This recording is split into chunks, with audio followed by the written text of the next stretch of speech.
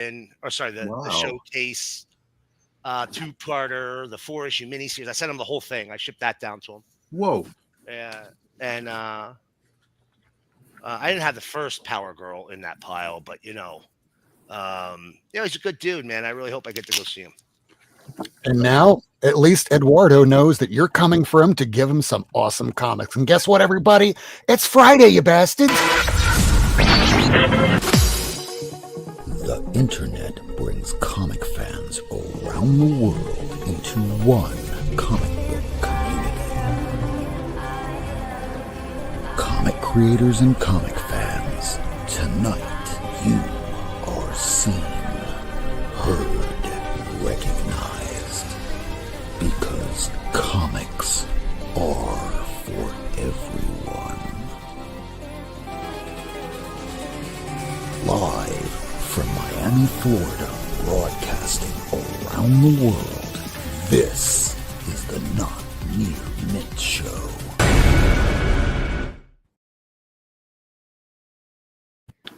Welcome to the Not Near Mint Show, everybody. It's Friday. It's the end of the week, and it's been a week. I mean, we thought we would be at World War III by now, huh?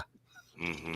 Yep. But we're not. So instead, we're going to be talking about comics. We're going to be talking about, hey, it's Pride Month. So you might have been wondering what we've been doing for this month. Well, this month is going to be for the week. So we're going to start off by doing the regular top 10. Want to say hi to everybody that's joining the show today. So starting out, hi, Entropy. Kevin, good to see you. We also have Gabriel joining us. And for anybody at home that's watching or on the replay, we thank you for joining us and waving hi. So here we go. We're going to go jump right on into the top 10 comics. And this is the 4th week of June. Next week is going to be July 4th. We haven't really talked about it, but we might take the week off. And even if we do, I might just jump on for 10 minutes to do the top 10, and that's it. So here we go. This is based off of my 28,514 books. Oh, wait. Behind my head here is all the back issues I got this week. Plus, I even got in the Kickstarter of Pistol Shrimp by Charlie McFarlane. So I guess that's 28,515. So let's change the camera over and see what those books are this week. So we're going to start off with the bottom 5 books. These are the ones that dropped the most amount of money given this week. So starting off with number 10, we have Amazing Spider-Man number 86. This is the first skin-tight Black Widow uniform. And this thing's been up, it's been down. But if this week you've been wanting it, it would have been the week for you. For a 7.0 fine, very fine raw 1970, somebody paid $75. Is down 136. In fact, if I'm looking across the board at most of these older Black Widow stuff, a lot of them are down. But with all those people being fired from Elon, a lot of books are coming up for sale that weren't before, so it's dragging on a lot of prices. But if something's being made into a movie, that might be a little bit more, or at least closer to FMV. Next up, this will be to the detriment of Tacoma here, because this particular book, unfortunately, has dropped a little bit. So GSX1 came out in 1975, a good, very good 5.0 copy. Somebody paid $1,426. It's down 99. It's not a lot, but there's plenty of these out there. So if the prices seem high for certain dealers, just wait. You'll find one in good time and probably get a better copy like our buddy Tacoma over here. Yeah, it's all good. It'll be right back up next week or the week after, because anytime I wind up bringing up one of these books here, it sort of flip-flops on the list. So I try not to show more than the same book twice a week in a row unless the difference is... We should tell you which books to show so they'll flip-flop. Yeah, because that's pretty much what happens. Like Fantastic Four 48 drops $400 one week, comes right back up to $400 the next week. It should have been on the list this week. It's not, because it's been on the list for 2 weeks in a row. So here's Marvel Premiere 15, first Danny Rand Iron Fist, and first time they bring up Kunlun, because of course it has to do with the title.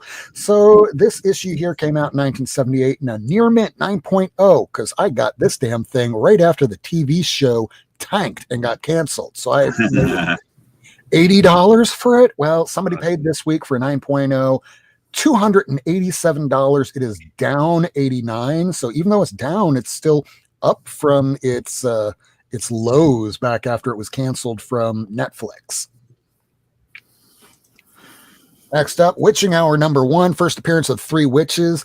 There's been a lot more interest of the Bronze Age horror titles as of late, but some of the prices have been kind of normalizing out a bit. And this does have a little bit to do with an author who has been disgraced. We used to love him, and then we found out everything he did. He was the creator of Sandman. I'm not even going to bring up his name. But they use these characters in the Kindly One arc from Sandman, and just about anything Sandman related is going down. So this Witching Hour #1, 5.0, good, very good, raw, 1969 book, $127, down 53. Usually you can find these for about 100, give or take. Hey, Great Legend. Dig those books, Rob. Lots of love. Good to see you, Legend, Robert. All right, #6. This one's a little bit more surprising. It's the first appearance and origin of Peacemaker. He's played by John Cena in the DC universe. There's going to be another TV show coming out about this, but hey, this thing's down. 4.5, very good plus book, 1966, $307, down 32. The TV show is about to come back with season 2 with another amazing dance number for the very beginning. And just as Robert's saying here, please remember to like this video. Thanks, buddy. So with this book here, yeah, it should be worth more, but let's think of it this way. I did an interview with a podcast a few weeks back with David Hedgecock on the Corner Box podcast, and I was talking about this very book here. Before John Cena was Peacemaker, you could have found this for about $10. A lot of these were knocked around because this was an old, Charlton sort of book. So the page quality wasn't great, and I'm pretty sure that Miracleman would agree with that. Yep. There was a very common print defect for Charlton books. I once spoke to Paul Kupperberg, creator of the New Doom Patrol. Frankly, one of the biggest living legends in comics that just doesn't get enough love and attention and accolades. But Paul Kupperberg did Vigilante, did Peacemaker. He once told me, he started off at Charlton. He once told me, and I said, there's an old urban legend that the printing presses. So Charlton got into printing comics because they owned their own press facilities. And it was a way to make sure their presses never stopped running. And I remember you telling me a story about this a few episodes ago where they were printing it. They were printing cereal boxes. Oh, so what paper difference do you use for the cereal boxes as opposed to the comics? Well, that's just it. The cereal boxes thing, that was an urban legend. I asked him, and he said, no, they used to print cereal boxes. They converted them over to print comics, which, I mean, okay. The quality of a printer, of a lithographic printer, a printing press that you would use for a cereal box compared to what you would use for a periodical is vastly different. So one of the quirks of their presses, which were rather old, I might add, was that they would not line up the pages properly when they made the books, and you would end up with the gripper edge inside the book. If you open up a Charlton book, a lot of times you'll see a ragged edge to a couple of the pages. And it's because that's the gripper edge. That's where they cut it off of the printing press, and typically that's trimmed off. But because it was Charlton and they had some beat-ass old presses, they missed that. So you'd end up with that gutter area, which would just be look like very purposefully ragged-edged paper. While you're showing, I'll see if I can find an example. Yeah, if you can find an example, because I'm looking at this, come on, this is a little bit ratty already, but I can't clearly tell, but neither can the camera. Oh, well. Well, Fighting 5, if anyone's looking for a first appearance of the Peacemaker, is down a little bit right now, but it probably won't be for long, because anytime I bring up something on this show, some people go out there and go, oh, well, now I'll buy it right immediately. It's like, no, this show is just to try and help you decide whether or not you want to spend your hard-earned money on a particular book. So I'm just showing you what's gone up and down from my collection of things that I own. Like things that I don't have right now. I don't have Amazing Spider-Man 1 yet. I don't have ASM 129 yet. Eventually, but not today. So this is just from those things that I have. But I do have 28,515 books. God, that feels horrible. All right. Those were the ones that went down. Here are the ones that went up. And the first one, number 5, should be no surprise to anybody that's been paying attention to comic news lately, because Tom King will be participating in a new Miracleman show. And it's going to be based off of his comic, but which was awesome. Oh, yeah, it was. Dark Side is. It is. So Darkseid's first appearance isn't in this. That Death would come of in. who? Death of who? Who did I say? I've only had like a lot of these today, and I'm talking really fast, sometimes out of my ass. It says first appearance of Mr. Miracle Scott-Free, first appearance of Oberon, first appearance and death of the previous Miracleman. Ah. Yeah, yuck it up, you Canadian. Yeah, what's going on? What, are you saying that there wasn't a previous Miracleman who dies in this, and then Scott-Free takes it over? What's the name of that Mr. title? Miracle. Miracleman, Mr. Miracle. There's a difference. What hell? Somebody was thinking of me when they were writing up the headers there, weren't they? Hey, when I write these things out, it's usually 1 o'clock in the morning, and this will not be the first, nor will it be the last time I make such a mistake. Whoa. We're killing this guy off down here. No, we're not. That's all right. You go right ahead. You go right ahead. Long live Miracle. Retcon. Yeah, we just retconned it down here. Ignore anything that happened like 30 seconds ago. Give him a no prize. There Yeah, we are. you get nothing. Still waiting So- for mine. Oh, yeah. I wrote in back in the 1980s. I'm still waiting for my no prize from Stan. It's like, it's in the mail, just like a check to all the rest of my authors and royalty checks. All right. Well, the Tom King written book, it's amazing. It's 12 issues. It should be a little bit cheaper than trying to just get the first issue of this. But if you're at it, might as well get the Jack the King Kirby, the original. So this thing here, 1971, Fine Plus, 6.5 raw, $100. And for, Fine Plus, that should be okay. It's up $31, but frankly, you should be able to still get them for about $50 or so, maybe even a little less. And give it a couple weeks. That usual trick of 6 weeks to 6 months usually works. That's why I tell you all to do it. So, number 4, this has to do with the new movie that'll be coming out shortly. This is the marriage of Reed Richards and Susan Storm, and it's the first time that Hetty Wolf from the old romance titles makes a 1-panel appearance. 1 panel, teeny tiny. But hey, there she is. She's in the Marvel Universe now, even though she hasn't really been used almost at all. Oh, by the way, hi, Brian LCS Comics. Evening, gents. So this thing here came out in 1965. The Fantastic Four Annual 3 is a 6.0 fine condition.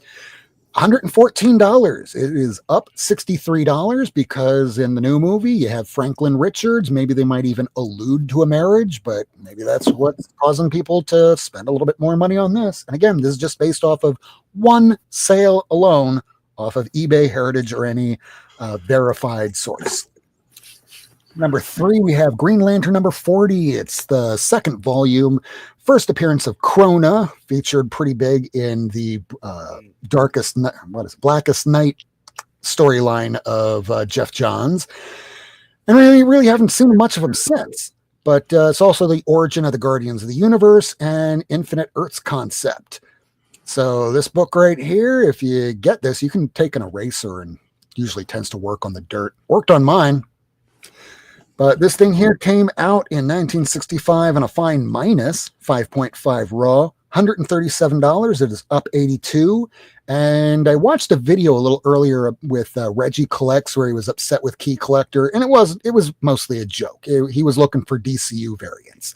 But with Key Collector, once upon a time, it was listing this book as the first time that Alan Scott appears in the DC universe for the Silver Age. And instead, no, that was Flash number 129, I believe. I just showed it on my Blue Sky about a week ago because, it's Pride Week, Pride Month rather, Pride Week for the show, because now we're trying to do a little bit of an episode, just doing the spotlight on characters that, whether they're gay, whether they've been retconned to be gay. Alan Scott's been around since the 40s, and in Earth 2, issue number 2, that's when they had him come out, which was kind of interesting due to the fact that in Outsiders, he's the father of, I think the name is Obsidian, and Obsidian was gay, but he's asking his own son. Maybe it's just a phase. Only for oh yeah, and Jade too. I forgot about that. Good point. So it was weird having him say, "Hey, maybe it's just a phase," only for about a decade later to go, "Hey, guess what, everybody? I'm gay too." And there you go. Number 40, Green Lantern. Number 3. Number 2 is a bit of a bigger book, and since last week, I threw my hat in the ring for a Journey into Mystery number 85, which would be his first appearance. And had I have bought it, I could have told you that, man, that book is really down because it sold for $630. It was like, at least in a maybe 3.0, good, very good. It was intact. It looked pretty nice. It just had like a bit of a crumpled edge here on the interior of the book. But damn, that was a book that was going for at least $1,200 in shit tier grade. Well, this one here is the second appearance of Loki, second appearance of Balder, first full appearance of their daddy Odin. We love daddies, I guess. So number 2, this one here in a 6.0 fine condition from 1962, $263. Damn, it's up 83. Meaning a few weeks ago, somebody was paying under $200 for this. And I know I paid a lot more than that for mine. Well, that's number 2. Here we go. What's number 1? Number 1. It's kind of a staple sometimes. It's at least on the show every 3 months or so. Incredible Hulk Annual number 1 is a classic Jim Steranko cover. And I probably should have checked this first. I think Maurice Severin was the one to do the face because the story initially went that Jim Steranko had the face of this redone, and then he walks into Stan Lee's office and punches him in the face. As it turns out, from one of these old CBR articles, it was revealed to us that no, it didn't happen like that at all. It had to be Jim Steranko's wife that found this page that was put on top of his car. It blew off, fell on the ground, and it was run over, and the face had to be redone at the last minute. So it was Maurice Severin, I believe, that redid this. Unless it was Ramita. I can't remember. Go ahead. It would make sense if it was Marie. Yeah, it definitely would. I mean, the face looks a lot more like how Marie does her faces. Mm-hmm. As opposed, I mean, you can see how the original one looks because it was redone for another reprint later on. But this one here, 1968, 6.0, fine condition, middle of the road book, $355. It is up $255. Guys, I can't explain this. I don't know why this has gone up as high as it has, but I know that I paid about $200 for mine. So if I did that, and that was maybe way back in 2021 when everything was exploding, so I know you could still get it for less. You just have to find that right dealer and somebody that's willing to take cash, because cash is king. And again, this list is intended to help collectors and readers determine if they should look for a particular book or series online or wait 6 weeks, because after 6 weeks it usually drops. But if it doesn't and it's still high, wait 6 months. After 6 months, if that son of a bitch is still up, you better buy it right then and there, because that is not coming down, or at least anytime soon. And that is the top 10 comics for the 4th week of June. And again, next week, not so certain if we're going to be doing an episode, but even if I do, it'll just be the top 10 like we've just been doing, and then we'll just end it. So, whoa, did you just push yourself in here? Whoopee! Yeah, she opened the door all by herself. Hey, don't Impressive. step on the comics. Good girls. Hi. Hi, everyone. All right, let's show some books. Yeah, it's Pride Week. I don't know if anyone's brought any books that's like that or if you just got new books in recently, but everything behind me, that's all new stuff. And it looks like our man, Miracleman, who's definitely not dead, is probably going first. I mean, I'm the first one to put up a Pride-related comic. So Coagula. Coagula, that's right. The first trans lesbian superhero in DC Comics. Yeah, it was a Vertigo book. But it's also the first appearance of Codpiece, which is why you see this ridiculous outfit here. But Coagula, you first get introduced to her hanging out with her friends in a bar. Turns out she had a one-nighter with Rebus, who was the negative man, Larry Trainer, plus a woman combined into one body. Transferred some type of superpowers to her. And here you go. Here's, put a transsexual lesbian on the Supreme Court. That's a button on her coat. This book was written by Rachel Pollack, who was a trans woman. I'm sure she's How bizarre is it that I didn't know that she was transsexual until maybe only 5 or 6 years ago? I was reading that way back in the day, and I wasn't aware of that. Yeah. I mean, she's played like a woman, which she should be, right? I think the character benefited from having a trans woman writing her. Look, I'm gonna be the first one to say this. This era of Doom Patrol. Look, I'm not even gonna say this era. Once it hits Vertigo, this book gets weird, man. It gets really weird. And sometimes some issues are really tough to read. And I'm talking about Grant's issues were even tough to read. I've read Invincibles, and I found that about as impenetrable as trying to read Immanuel Kant. Who I can't understand. Invisibles, but yes. Invisibles. And what did I say? Invincibles, which and is the plural of invincible. Not singular, like invisible. Pow, pow, pow, pow, pow, bang, bang, pow, pow. Anyway, this is, when you would talk about real ones, Rachel Pollack was a real one. She unfortunately recently passed away. Not only did she write comics, but she also did tarot cards. She was very big in the tarot community. Now, I wanted to share, remember how I said Charlton books, they all have a very similar defect where on the beginning, or somewhere in the book, you'll have a couple of pages where they're trimmed wrong, right? You see these first 2 pages here are trimmed wrong. And you'll notice they're very ragged edges, right? Oh, yeah. Okay. Now, this is a more recent book. This is one of their books from the very early 80s, very late 70s. This is when they were trying to get back into comics. You'll see it was very common, right? This is another book, 1982. Same problem. These pages are shorter. They got that ragged edge, right? Now, it was very common. I mean, very, very common. And sometimes it got really bad. Look at these right here. Look at how far off those are, right? There's the rest of the book down here. And all these pages are trimmed wrong. And, sometimes the covers would be really askew. But this was a very common thing of their books. I have some of the older ones that are even worse. Wait a sec. Hold on. You can notice on this one how the cover, you've got the white on the side. All that was supposed to be trimmed off right there, right? And you can see how off the folding was. Comics are folded. It's called saddle stitching. They drop the book on this little conveyor belt, goes down this thing, and the pages and the cover just sit like that. And a stapler comes and staples them. And their machines were old. It was hard to keep them in alignment.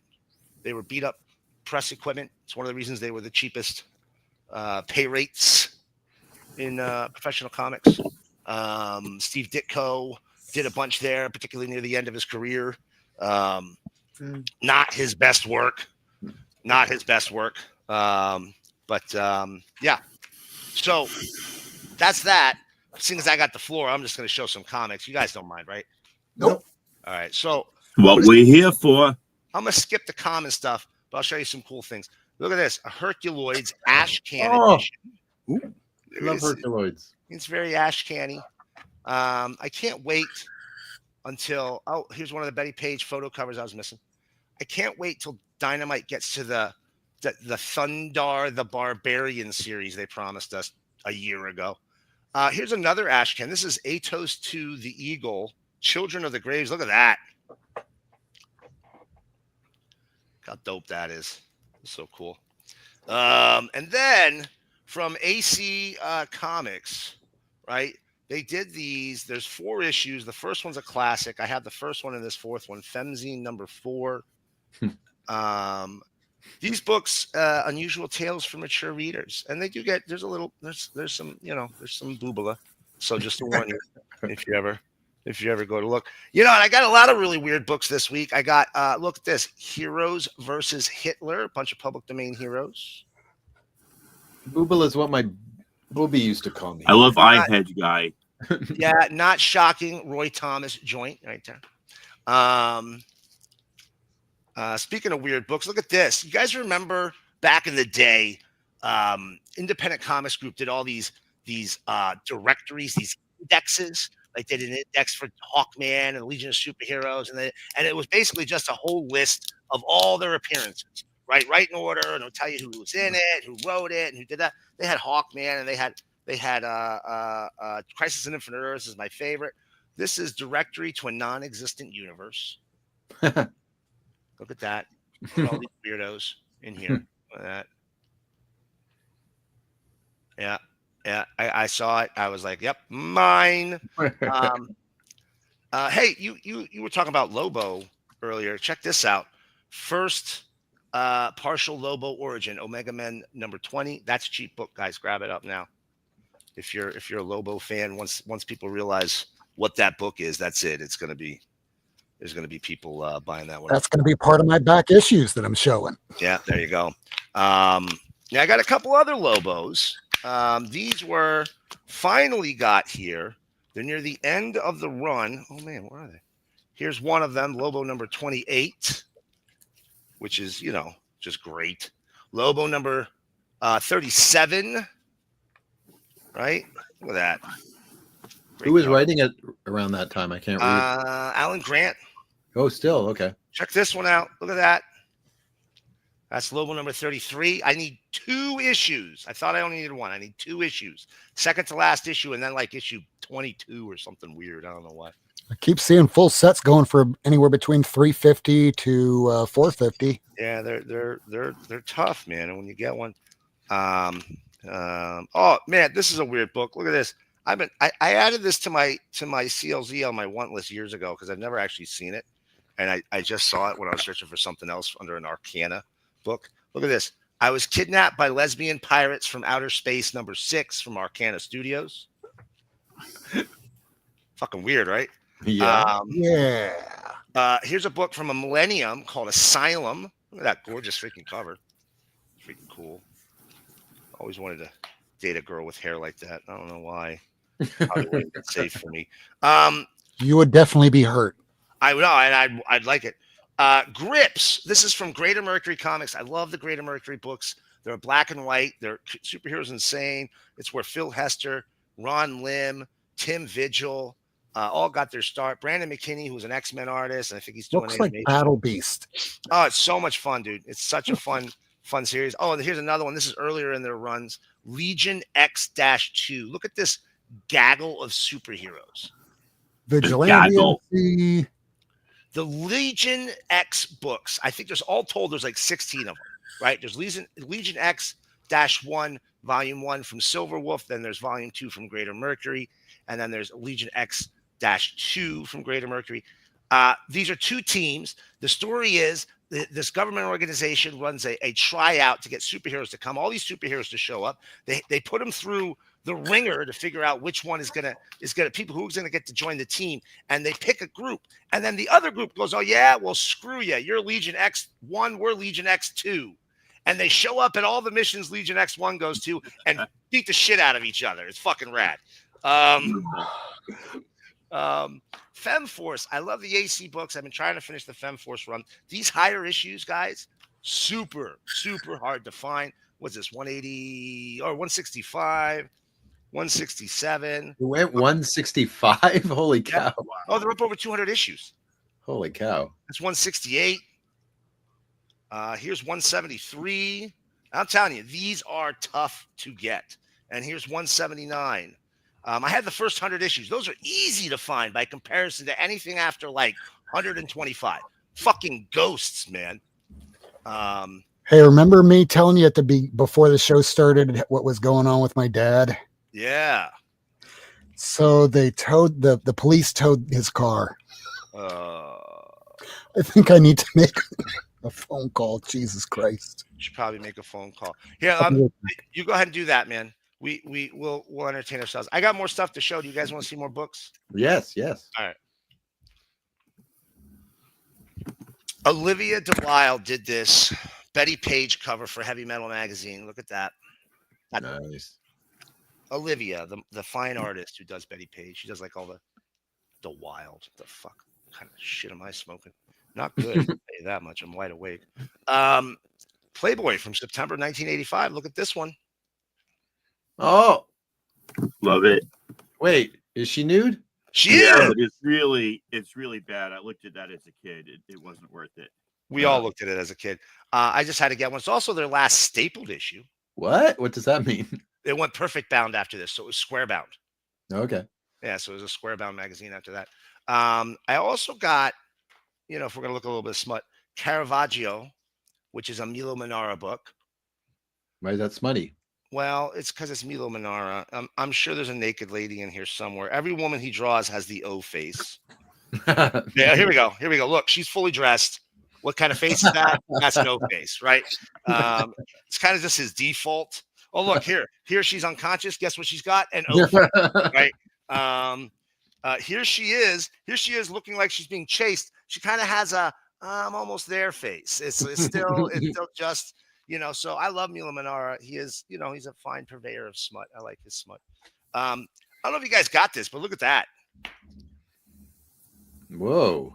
Crisis in Infinite Earth special for back issue. Look at that.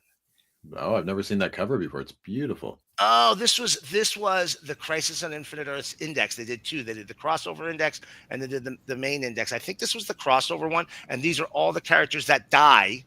Not all of them, but like all the ones you would know from Crisis on Infinite Earths. This is everybody who dies. Fuck. Oops. I came back just to swear at us. Okay. Oh, that looks like Aqua Girl. Yeah, basically, yeah. Tula. Here's a Charlton Bullseye. Look at this. Charlton Bullseye was satin. Well, it was also an official. It was I don't know if zine is the right name. Basically, a bunch of fans got together and were like, we'd like to print some of the Charlton material. And they're like, sure. And they gave them stuff that they never printed. And they also made their own stuff. So I guess technically it's a zine. This one has an E-Man story that never saw print. Prior to that. Loved E-Man. Crazy hard to find. The thing I'm most excited. Well, I got another book. I might just show that next week. Look at this. I was so excited when I got it. I couldn't wait to show you guys. Paragon Superheroes #1. This is the second printing. Okay. This was published by Paragon Publications. It was a zine. One thin, measly $1, 4 quarters. 4 bits. I don't know. 2 bits. I don't know what the hell that means. Look, this is, as you can see, it's a headlights cover because creator Bill Black was a big fan of the headlights. This book, very low print runs. Paragon was AC Comics before it was AC Comics. The editor of Paragon, he did a lot of zine stuff, a lot of black and white. This is when you look on the inside, you'll see how first of all, there's the back cover. Look at that. Whoa. That's a ton of fun. And look, it's all on blue paper because it's monochromatic. He went to a print shop. The blue paper was on sale. He turned it on blue paper. Okay. Who's doing the art on that? What's that? Is that Rick Butler? It almost looks like. No, it's primarily Bill Black. Bill Black. Okay. He was a solid artist. He did some of these Charlton books that I just showed you. He worked on some of those too. Some of the later ones. He worked on because he had a deal with Charlton to actually use their characters. He tried to relaunch Charlton at AC Comics right before Charlton decided to sell them to to DC. Mr. Worst, why don't you move on? Wait, I got two more, and then why don't you move on to someone else? I'll say the rest for next week. Just because they're oversized and they're harder to store until I put them away. Look at that. Betty Page captured Jungle Girl in 3D. Yeah. Given the fact there's nudity on that, I don't know why it is, but I've seen that image in many other places, but without that title, and I don't know why. She's not nude. Oh, I guess you can't see her nipples. Last book I'm going to show. This is Little Ego. It's by Italian artist Vittorio Giordino. It is a mature reader's version of Little Nemo in Slumberland. It's Little Ego. She's naked. You can see her booty. She's naked throughout the whole thing. She gets into sexy situations repeatedly. Very Milo Manara-esque. I was going to say that pose looks like Milo. Italians, man. Beautiful book. Highly recommend if you ever get a chance to read it. But remember, you better like adult materials because it is your erotica.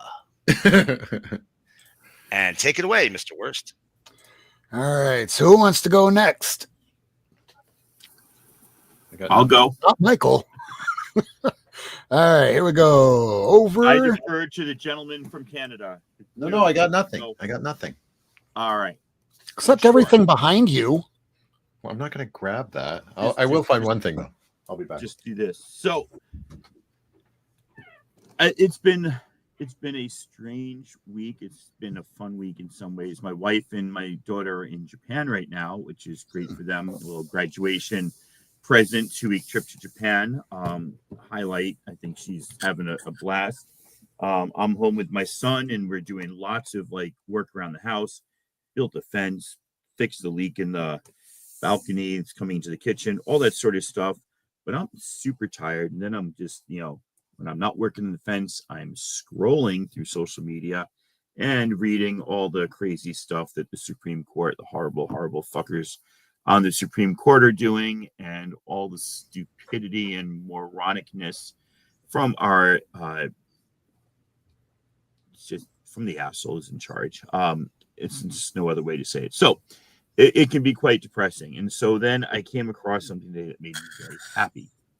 And I want people to look up a man by the name of Daniel Hamrick. Nothing to do with comics. I'm just soapboxing right now. Last month or last week, I don't know when, the Boise, Idaho held a hetero awesome fest to counter the evil programming of Pride Fest. And the town of Boise, every day Idaho, it's straight boy fest. Had 50 people show up. That's how many people they got. It was empty. They couldn't get people to come because nobody felt like they actually needed to do that, and it was performative bullshit. But they hired a musician by the name of Daniel Hamrick, and I've watched his interview. It's actually funny. He's like, I kept emailing them back. I didn't want to lie to them about what was going on. So I kept emailing them back and saying, what time am I on? Eventually I got an email saying, we don't have enough musicians. Whatever time you show up, we'll put you on. We'll take care of it. He's like, great. This guy went to Boise, Idaho, pretty conservative town, middle of, and went to their hetero awesome fest, got up there, took off his jacket, put on a different jacket with pride stickers and trans patches, and sang a song called Boy, which was, about somebody who was assigned what happened? Somebody who was assigned female at birth but wanted to be a boy. So just like seeing that, and of course, some guy tried to get him off stage, but he was inflexible. He couldn't stand up and lift his leg up on the stage. So they eventually ushered him off, but it upset a lot of people, and it made me very happy. That's my story. Daniel Hamrick. Great story. All right. Just make fun of them and show them how stupid they look. Yeah. Pride Month comics. So before the show, Rob's like, what are you doing? I'm like, I'm looking for a box. And he's like, what's in the box? And it's not a 7 joke. It's like Die, the comic. And I'm like, I don't know. I got 2 Hans boxes, but apparently Die, the comic is in a 3rd Hans box somewhere. So anyway, I bring you Die, the hardcover. Yes, Gabriel. Thank you. Die has many themes. Kieran Gillen, the author, writer of Words, and Stephanie Hans, the drawer and colorer and painter, and Clayton Cowles, the letterer, Rhiannon Hughes, the editor, I believe. Just an amazing, one of my favorite comics of all times. Right now, it just looks like it's id. Die. There we go. One of the stories, though, has to do with Ash, who in the original world of Die is referred to as Dominic. And somebody says and calls them Ash, and she says, just Dominic, please, which is, when you read it in the beginning, issue 1, didn't catch that at all. But when they go to, this is Dominic right here, when they go to the world of Die, which happens to them twice, once years before the story started, and then they return again. When they go to that world, because crazy shit happens, she becomes Ash, and each of them is living kind of like a superhero version of themselves in some way or another, but she becomes Ash. So part of the story is a parable about being trans and about transformation and about finding yourself and being comfortable with yourself. And it's also a lot more. It's also a commentary on literature. It's also commentary on games, on friends, on what it means to want to.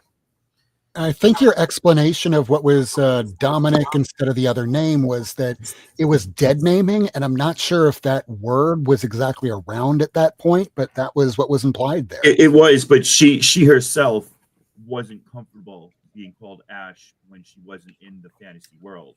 So they referred to her as Ash when they all got together after having gotten back from the fantasy world the first time when they were kids. And now they're about to go to a bar because Soul, the game master, had left some secret die that was going to bring them back to the world of Die. All of this makes more sense if you read it, but the second time through, she's Ash again, but this time when she comes back, she's comfortable with Ash. So it wasn't other people dead naming her. She was only comfortable with Ash in certain idealized scenarios, and through everything that happens in the book, 20 issues, she becomes comfortable with it all the time. And just want to highlight Stephanie Hahn's art because she's amazing, and this book's amazing, and everything about this is amazing. If you're not familiar with Stephanie Hahn's, she's probably my favorite artist. To my detriment, I collect every cover that she does and every book that she does. Makes a lot of them. Yes, she's got a few more coming out. I'm just going to show you covers because I can't show you everything. That looks like issue 2. Nope. So we got the Jamie McKelvey, issue 1. Elsa Chartier doing a variant for issue 1. A couple more variants for issue 1. Coming up here. That's Soul, the Game Master. And there's Ash, issue 2 coming up. I forget who does. It's not Frizen. I forget who does the variant for that. Mariko Tanaka. Jen Partel does the variant for issue 3 or 4. I can't remember what we're up to. And then David Mack does a variant for issue 5. So they got some heavy hitters. And after issue 2, actually after issue 1, other than later printings, they only did an A and B cover. Justine Franny, that was her first cover ever right here. Really beautiful. And it's just gorgeous, gorgeous artwork. You notice the theme that they have here. This is a 20-sided die unrolled or opened up, representing the world of Die, which has 20 sides to it, which is kind of crazy, or 20 parts to it. Do they also die in the world? Is it a double meaning? It does absolutely play on those words several times. It's like Fushigi Yugi, if you ever watched that anime or read the manga. You go to a fantasy world, but if you die in the fantasy world, you die in real life. Right. So there is my my Pride book and my little story about Daniel Hamrick, who is my new personal hero for the week. Well, I'll do my no comics in Tacoma diatribe next round. Oh, good. We're going to be doing a quick show because apparently I'm going to have to run out shortly because of all the fallout that's been happening with my dad, who has dementia, who I love him dearly, but every week there is something that's been going on where either police have to be involved or the ambulance. All right, here we go. Let's see what I got this week. Right, let's go back here and grab these. Just grab a stack.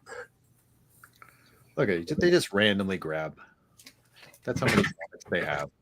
These are the Marvel ones with the pistol shrimp at the very front end of this. All right, so for anyone that hasn't backed this Kickstarter, you can still get it from Charlie, whether he's on Twitter or on Blue Sky, but definitely check this out. It's really fun. It's a Western, but everyone is a fish of some sort, or in this case, prawn. And it's great. It's a lot of good fun, and it's a good time, and don't care if this thing doesn't become $100. This is why I collect comics, because every now and then you're going to find a gem that you just have a good time with. You're not getting it because of value. You're getting it because you love reading it. And this is one of those things from Brilip Comics. Next.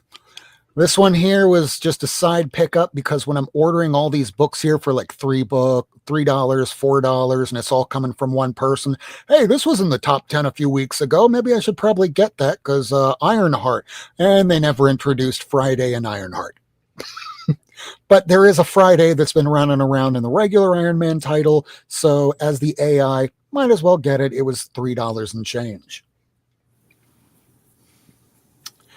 So I'm trying to pick up a bunch of these female Punishers. So this is the issue where Vendetta starts in Punisher 2099 in issue 19. And then it pops back over to issue 20. And these were only a few bucks a pop. So, since I'm getting a theme here going and I just want to make sure I have these in case, whatever. Maybe one day they decide to make a female Punisher and that's part of the background in one of their stories in a TV show or movie. $3, it can't go wrong. This one here, I was already made fun of on another show because, Rob, these are dollar books. I could have just given it to you. I'm like, well, I didn't know when I was trying to get higher grade copies. This is the first appearance of Lynn Michaels. Lynn Michaels will go on to become the female Punisher. Her story is she's a cop who doesn't like what the Force is doing and doesn't think that the Force is quite adequate in handling the vigilantes. So she sees this Punisher guy and goes, you know what? That's a really good idea. I think I'll do it myself. So in Punisher War Journal number 62, newsstand, she dresses up as the Punisher for the first time. But later on, she goes on for a little arc that starts around issue 70, 71. And by 72, she's fully the Punisher, and it runs for a few issues. Some of them are still being sent, but this one, some of these are worth a little bit more than about 10, 20 bucks or so. But to me, I think it's worth it. That's why I got it. This is her first full issue as the Punisher. They even call her, because you demanded it, Lynn Michaels is the Punisher. It's a tribute to the first Punisher cover by Mike Zeck, I guess. Yeah. Mark Textiera art. And for the 90s, this was pretty good because usually they didn't do a lot of covers like this.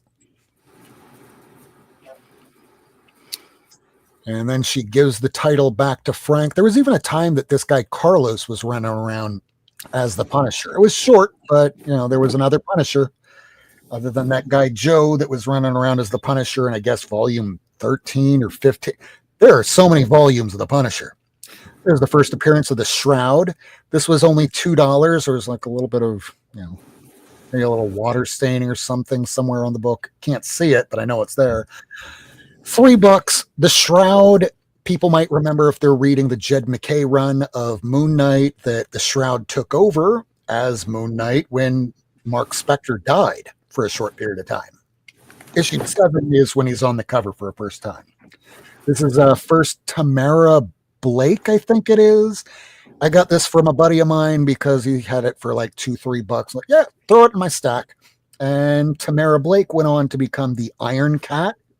For anybody that remembers that short-lived series where Black Cat wore an Iron Man uniform that looked like a kitty. But it wasn't initially Black Cat that was Iron Cat. There was some other fake person running around in her armor. Who can it be? Oh, it came from this book. Spectacular Spider-Man Annual 4. There's another good copy that looks like Purple Rain. I need to get that one still. This was one of the last issues I needed of the Wolverine Volume 2, the ongoing. And Jim Lee book, newsstand, $10. Yes, please. All from the same dealer. Famous cover. Those were the Marvel and King Brillup. One moment. I'm going to have to do these in chunks. There we go. So Miracleman has been telling us we should be getting some old Lobo. So I took his advice in stride. I saw a guy on eBay that had a whole bunch of Lobo books that weren't Omega Men 3. I have the Omega Men 3, but chances are if Momoa blows up as Lobo, these issues that are $3, $4, $5 will not be $3, $4, $5 anymore. And here we go. This is the first time that Superman meets and battles Lobo. And guess who's the one person that Superman has never, ever defeated in a fight? Lobo. Oh. Next, we have Blue Devil, issue, what is this, 14. This is the first appearance of Kid Devil. He later goes on to become the Red Devil in the Teen Titans that Jeff Johns was writing. Mm-hmm. And there's a funny thing coming up here in just a second here where it's going, I had no idea until I put it in my CLZ. This isn't that book. This, I knew what this was. DC Sampler 3 is a cameo first appearance of John Constantine. Oh, there you go. Some Doll H for Hembeck. Here, let me blow that up a second. There you go. Excellent. We've been seeing Hembeck from Mad Magazine, Cracked, and here he does the cover of DC Sampler 3. This is like a $10 book or so, but it was free once upon a time, just like that Umbrella Academy issue, and you saw what happened to that. So whenever they put these previews out and there's some character that you don't know who it is, probably not a bad idea to pick it up because you never know. This one, I already have a copy, but it was part of that, part of the lot in all the Lobo. So yeah, I'll keep this one and the slightly lesser grade because this one's really nice. The lesser grade one I'll give to my friend Rufo, who I might see later tonight. We'll see. Next up, Lobo appears in Guy Gardner, and on the very first couple pages here, while he might not be on the cover of issue 3 of Guy Gardner Reborn, he's on the cover of this one here, so for $2, yes please. It's fun seeing Gabriel here in the chat going, I got that for like 50 cents. Okay. Yeah, that sounds about right. Again, these are like $2, but this is the issue that Lobo starts becoming more like the character we know him today, because before this, he was like in an orange and beige jumpsuit. It was weird. But this is when he starts wearing the jacket, which happens the first couple pages, and takes on Guy Gardner. And then at the end of the story, he pulls a Jack Nicholson going, I'm back. And so we open up the cover, I'm back. And then we see him a little bit more over in Legion. This is when he starts on the book, because in issue 4 and 5 is when he joins the team. So these are the covers where he starts looking more like how he does today. Who are doing those covers? Is that still Kevin McGuire? No. I don't think so, but I don't know. Giffen, Grant, Kitson, and McKenna. Okay. So Kitson McKenna must be the art team. He joins the team here, and I'm just trying to get the ones where he's appearing on the covers, and there's still a few more that I'm going to need. Still looks like he's not quite the leather jacket wearing Bastich that we know him as. Yes, getting closer. That was McGuire. McGuire and Gordon. Yep. Okay. What issue was that one there, Rob? Which one? The last one? Last one, yeah. This is issue 26. What was that? Brereton. Barry Kitson. Kitson. Kitson's on the Right. inside. Yeah, that's not Kitson. Oh, you're right. It is Brereton. There it is. Yeah, there you go. That's great because it also has Lady Quark. Lady Quark is a survivor of the Crisis on Infinite Earths. She's the sole survivor of Earth 6. Mike's chomping at the bit. Say what you want to say, buddy. I was just imitating him. Yeah. All right. By now, there's Cheap already been Canadian the first issue of Lobo, so now he looks like how he normally looks. But these are all early issues, so anything from about 1994 or below, I've been trying to pick up. Like, really, he's being crunched by spikes, and I was like, ouch. Been there. Yeah, I call this every day I wake up during the week to go to work. This is how I feel after a trial every day. All right, and the third stack is the last one. Hopefully Kitty doesn't walk over him. Walk it, kitty, walk it. Hey, Kitty's been pretty good today. Oh, Usually really is. man.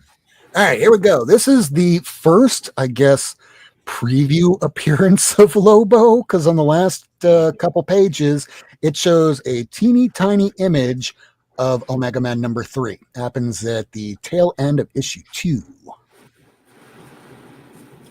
Issue 5, Five's not in the list here, but I will do a retrospective on Lobo as the movie is coming out. So issue 5 is the one where he's named. Issue 10 is another full appearance that I need to get again. I had it once. I don't know what happened to it. But issue 20 is a partial origin story of him.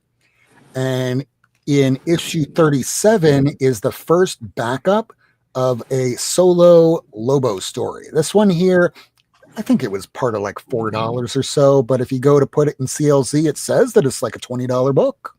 Okay. This is low print because it's towards the end of when is this? I think that was 1990s or early 2000s. That was right around Blackest Night era. Okay, so around 2013 or so. And this was a low print book because Rebels wasn't doing hot numbers back then. It ended. I'll show you the final issue. It's in the stack. So 20 and 21, you got Lobo, because he wasn't in some books for a while. His series got canceled, and I guess he was just too meta for his time. So 20, Dave Finch covered, issue 21. I have no idea who did this cover. Oh, well. And then issue 28 is the final issue. He's also on the cover. So, yeah, I picked these up at like $4 a pop. Now, this I got because it was part of that lot of like 20 books or so. Logo's on the cover, but what is this book? It's a couple things. This is the first time that Jeff Johns writes for a comic book. Also, wow. First cameo appearance of Stargirl and Stripe, Stars and Stripe. So this was a big book at one point, but now that he's been around for a while and these kind of titles don't exactly sell off the stands at any fast rate. So I forgot about it. I mean, I must have known it at one point because I got the entire series of Stars and Stripe, but didn't know about this or forgot about it. Here it is. It's a $10 book normally, but it's just part of a stack. Here's another appearance of Lobo in Man of Steel, number 30. There's two covers to that. That's your regular cover. The variant cover is a sticker cover. Keep showing. Hold on. I'll grab one. Got to see that. Now, this, my friend Juan, he's the one that got me that Spectacular Spider-Man number, 4. So I didn't have the first issue of Superman for whatever reason. I know I had it once, wherever it went. I mean, back when I had to move out of Hollywood because I lost my job and everything, there were a couple boxes that were stolen from my U-Haul truck that I had. So I had to get back. Like I lost an entire box of Batman. And all the ones that I have now are ones that I bought back since getting them stolen. So I guess, yeah, hey, $4. You want this? Yeah, sure, I'll take it. I was always disappointed that being the first cover of Superman, like the new Superman volume. It's a little weird for this to be a first issue cover. Yeah, it doesn't work for me.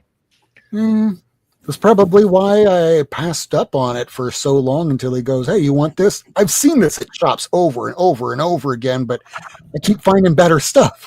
So then he goes, hey, $4. Yeah, sure, I'll take it. Oh, there we go. Hold on. Let's put Miracleman over. So this is right after the end of the Return of Superman, right? He's only been back a couple of issues. I think issue 26, he was still gone. Maybe it was 27. So it's real close out. The print runs in these are really high, right? So you see right there, what beautiful cover, right? That's a cool cover. Daily Planet. Yeah. Look at this on the back. Came with a whole sheet of stickers, right? That you could peel off. They're removable. They're vinyl. So they wouldn't actually stick to the cover, and you could make your own battle scene. Those come off? Can you show me? Whole sheet. No, I never opened it. Why don't you pull that off then? All right, you know what? I will. I got No, it. don't. I'm kidding. Don't do it. No, I wasn't gonna. But but I wanted to see if I could move the bag so you could see them a little bit better. But yeah, these are all, and you can see there's vinyl clings of Lobo, Superman. There's his bike. I don't know what the hell that is down there at the bottom. Your own DC logo. But yeah, this was cool. I remember when it came out, I thought I had two of them because I would have opened it, but I only saw I had one. So maybe I got another one somewhere else. If I do, I'll find it. If you are buying Lobo books, look, this is going to be easy to come by. There's a ton of them out there, but you have to get this. This is just so weird, you know? So anyway.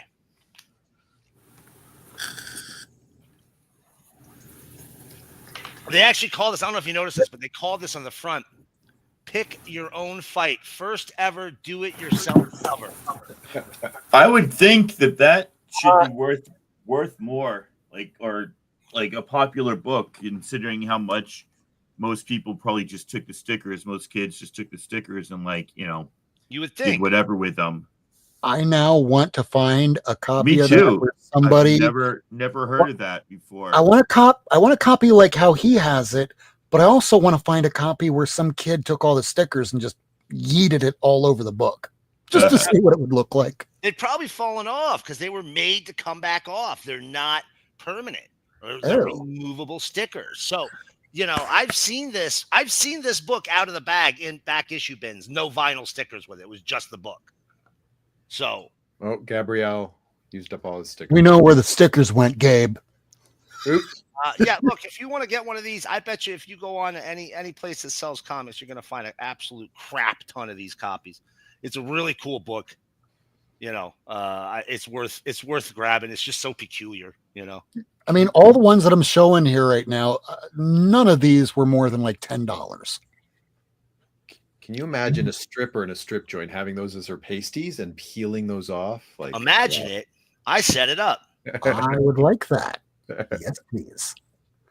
So this is an Alex Ross cover. It's towards the end of the Superman Adventures run. I probably should have looked for a newsstand instead, since there were. But Alex Ross for $4. Yes, please. Now that's a first issue cover. Yeah, this would look like a first issue cover, but then again, anything that Alex Ross was doing at that time looked like an issue number one cover, like one I would buy immediately. And this isn't even one of his traditionally painted books. No, it looks like he was Fleischer animated. Oh, I like that. So I have two copies of this. Why do I have two copies? One so I can file in my Wonder Woman box, and one that I can file in my Lobo box. Because I'm weird that way. Usually I don't do doubles, but here we are because they were just so cheap. And even Traveler X is saying just checked MCS $265 for fine. So, whoa, nice. And I'm pretty sure that's for the one that Miracleman was just showing for the Superman 30. But yeah, these things were printed in plenty. This one cost a little bit more because it was newsstand and, pretty decent condition. You can put that in your Wonder Woman pile or your Lobo pile, Rob. I'm going to put this one with my Lobo pile and this one with my Wonder Woman box. Aha. Good to know. A split. And then eventually, as my one box get filled up more than the other, they'll just wind up together in the end. Because I change my mind constantly, which is annoying because if you're trying to file comics, much like how this handsome bro right here was looking for die earlier, sometimes we don't find everything as fast as we want because we keep changing our mind. But those were the back issues that I got. Oh, we got one more. Because I wanted to show my little Nemo. Ah, Oh, he's got it. he's got one of each. Ugh. That was hard to do. I pulled out my back. Looks heavy. You know what? Most people that collect comics or own comic shops, we have good backs because we're lifting heavy boxes all the time. Right, so I did have a few things. That was it. I'm quick. Few things are always better than none. And even if it's none, we're just happy to see you and your background too. Love the background. So, Miracleman, do you have any more books or should we wrap up? Well, Ian had more too, didn't you, Ian? No, I had a story, but it's Okay. quick. I can Yeah, say go it. ahead. So it just I don't know why, but like maybe the kids on vacation, whatever. Half Price Books has not been like putting out lots of new books recently at all. Every time I go to each section, it's the same stuff. Kids with Comics is only open Sunday, and the guy doesn't have anything good. And Lily Pad Antiques is focusing more on toys, and it's called Amok Time Toys now than comics. And I don't go into Tricky's Pop Culture Emporium anymore because I got into a disagreement with the owner. And my LCS is great, but they don't have like tons of back issues, or at least not good deals on tons of back issues. I got like the GSX one there, but I can't find like 40 books in a run that I need too often. So it's been dry in Tacoma, and I've been feeling it. And Destiny City Comics closed down like 3 months ago, so that was the other place I used to go. So the pickings are slim in Tacoma. However, it's summer vacation, and I got nothing to do during the day now that the fence is built. So I'll be taking some road trips to look for comics sometime next week. I have some ideas. Okay. Do you have Offer Up? I've deleted it. I hate going through those things. It's so annoying. Still, I would recommend trying it just to try for areas that are rural and look for collectors that are lapsed, people that, they didn't even get involved with the 2020, 2021 market boom. And they're like, yeah, just get rid of this shit. I don't want it anymore. Yeah. Hey, you have X-Men #2 in here. $100 for the box. Like, but this is worth, you know what? Never mind. Fuck it. Here's $100. All right. We'll give it a shot. Again, reminder, you see the Avengers back there? About 20-30% of my collection came from Offer Up, or back then it was Let Go, where I'm looking through pictures and I see the teeny tiny corner of an issue 57 of Avengers, and I went, I know exactly what that is. Where is he located? Winter Park. Fuck it, that's 3.5 hours. Let's drive. Get up there, and like little teeny tiny roaches are coming out of the box, and I'm going, this is disgusting. How much is everything? Yeah, I'll take. Wait, per box? Like, no, for everything. Fuck it. Here, take my money. Get to a gas station. He pulls up next to me, and I think I'm being robbed. And he's like, no, I forgot a box. Okay. But yeah, I wound up getting most of like from issue 13, 14 or so through like the first early hundreds, and like $400 for about 8 long boxes. Nice. Yeah, it's worth trying for sure. You just might have to drive, but if that drive is worth it, that's how I got my first appearance of Sinestro from a Russian that threatened to kill me. And that was a little scary because I wasn't quite certain, but it did feel like he was in the Russian mafia. And yeah, they're a lot scarier than any other mafias around the world. Oh, I like that you have compared mafias. That's nice. They're the scariest of mafias. I mean, the regular mafia will just, maybe put a bullet in the back of your head or put you in cement and throw you into the ocean. Russians will chop you up while you're still alive. And I'm like, All I did was just say, hey, how much do you want for all this? Like, I don't know how much it's worth. And I said a number, which I can't remember what it is anymore. And then a week later, he goes, you scammed me. I'm like, how? I want my money back. I'm like, oh my God, let's block this guy. Yeah. And then a year later, somehow he found an unblock. So he asked me to join his Etsy or something. I'm like, I don't know how you find me. I don't want to die. I don't want to be chopped up. I'm a pussy. Sorry. Hey, that's the Those are frightening. I actually had one little more group of books I wanted to show before we Do sign it. off. All right, let's see it. All right. First of all, these are new books, right? I don't know if you guys saw it, but reprinted That's the first Adventure appearance. That's First Crypto. It's How'd you get that? It's a facsimile. Oh, okay. It's $3.99. See, but you Did know what? you open it? I have You two. could have copies. owned a golden ticket. Yeah, I am gonna open that one. I just haven't gotten around to it yet. The new DC universe, new history of the DC universe. Look at this Scott Koblish cover. Whoa. Wow. I think he's doing a variant for each one, and each one's in the era. This is all Golden Age. This book only gets you up to, I think, the first appearance of Martian Manhunter. Damn. Okay, so really great. I mean, it's Jerry Ordway and Todd Knock art, and you can't knock art. Who's that little? Who's the guy in the bottom right? Is that a dog? Who is that little doggy? No, over. Yeah, Rex the Yeah. Wonder Dog. Oh, okay. Oh man, come on, fucking rookies. Oh, And so speaking of Pride books, here was that Superman Pride cover. I was like, wait, Big Barda isn't, she's straight. And then I was like, oh no, that's a drag queen. That's a drag queen. When you get closer, you look at it, you're like, oh yeah, no, she's that's cool. And that's cool. But I got that one, and I forgot that I had ordered the George Perez legacy covers. Nice. All right. Look, Very cool. they ain't making no more. Oh wow. They ain't making- I do find it a little strange with his art having it not with flat colors, but with the digital stuff. It just looks strange on his inks. But look, like I said, we ain't getting no more of this, guys. There's two more that I don't have yet: Green Arrow and Batman. No, come on then. Is that from Who's Who? I wonder if they took it from his Who's Who covers. These are from his postcard set. Oh, George okay. Perez did a DC Comics postcard set in the 80s. It's next to impossible to find. If it pops up on eBay, you're dropping $250 on it. Okay.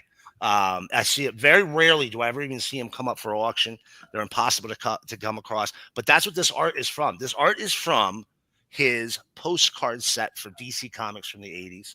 And that's impossible to get, guys, but you can get these. You can get these beautiful covers. So they're out now. Take a look at your LCS. If they were smart, they ordered a ton of them because, it was George Perez.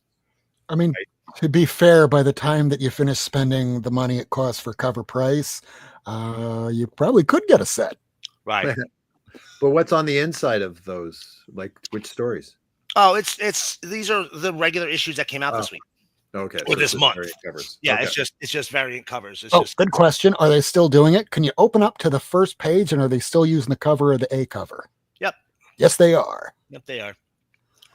Kind of makes me not want to get the A cover anyway, because even if the A cover winds up blowing up, but all the B covers were made in CovrPrice, you can just rip off that cover B.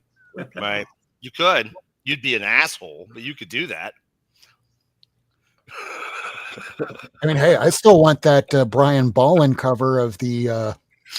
First, it was incomplete, so they wound up running with a different cover, and then they just released the wrap for a She-Hulk cover that Brian Ballin did with Howard the Duck on it. It's like a space cover. I'll take just a cover. Yeah, I don't. I mean, holy shit, there was an Action Comics #1 cover, just the cover, no grade, and it was selling for about $200,000. Wow. That's a bit weird. I don't get that. And people say, "Oh, I don't mind collecting coverless comics." It's like, yeah, okay. I mean, anybody can do whatever they want. That's cool, but to me, you got to have the complete. Yeah, I need to see the cover. It's not the same thing. I mean, apparently, if somebody wanted It's complete, but it's coverless. Hulk #1. Apparently, it goes for maybe 2,000 or 3,000. The coverless. Mm-hmm. Yeah. And even if you wind up getting another cover and then you marry it to that book, printing at that time, all the staples weren't quite lining up with every single book. So you send that off to CGC and it will come back with a qualified label saying married cover. Yeah, sure will. Like, I don't even grade comics, but it's one thing that I do know. But then I see an Amazing Fantasy 15 for $19,999 with a married cover, and it comes back as a 5.0. Wow. That's pretty good. I could live with the married cover, but I'm not going to try and Frankenstein a book myself because I just don't feel like I'm at that level professionally. Mm-hmm. Well, Mm-hmm. I also, when I get CGC, like especially the key, like expensive ones, I personally don't feel comfortable getting the purple label or the green label. It's like if I'm going to spend that much for a book, I want to go all the way. Like to me, it's either go all the way or don't go at all. Like blue or nothing at all. Yeah, it's too risky as an investment for me, in my sense. I mean, I bought a Fantastic Four 48 knowing damn well ahead of time there was a little piece of what the hell kind of tape do they call it when they just try and fix up that teeny tiny tail, something like that. And yeah, and then somebody took a Sharpie and then put like little dots wherever there was like a break in color. I can live with that, but I don't. If I was going to be a CGC person, I certainly would not want to have that label coming back. But give it enough time. One day, today will have been 20 years ago, and we'll go, we don't give a shit if it's restored or not. We just want the book. All right. Yeah. It'll happen. So did you have any more, or are we wrapping up? That's it. Right. I'm good. So do we have anything that you need to promote? Tacoma, are you going to be appearing on Astonishing Comics? Unknown. I would like to, but if it is, they do their shows Saturday night, 8:30 p.m. Eastern time, or I guess 5:35 p.m. Pacific time if you're over there on the West Coast. But otherwise, we're uncertain if we're doing a show for next week. But even if we're not doing a full-blown show, I'll jump on for my top 10 next week. But we will be totally back July 11th, which is 2 weeks from tonight. So drop us a comment if there's anything you want to see. Thank you all for watching. And after the show, check out the low grades. Check out Jig's Kingdom if he's going live. He didn't do a live on Wednesday, so maybe he's not doing it tonight. But we do know for a fact that the low grades is on. But otherwise, drop us a comment if there's anything you want to see on the show. You can find me over on Blue Sky. And we thank you all for watching tonight. And we will see you again later. Love you. Bye. Thanks for tuning in. If you want to see this episode again, along with a catalog of back episodes and issues, surf on over to Not Near Mint on YouTube, Twitter, and Instagram. Subscribe and hit that bell for notifications.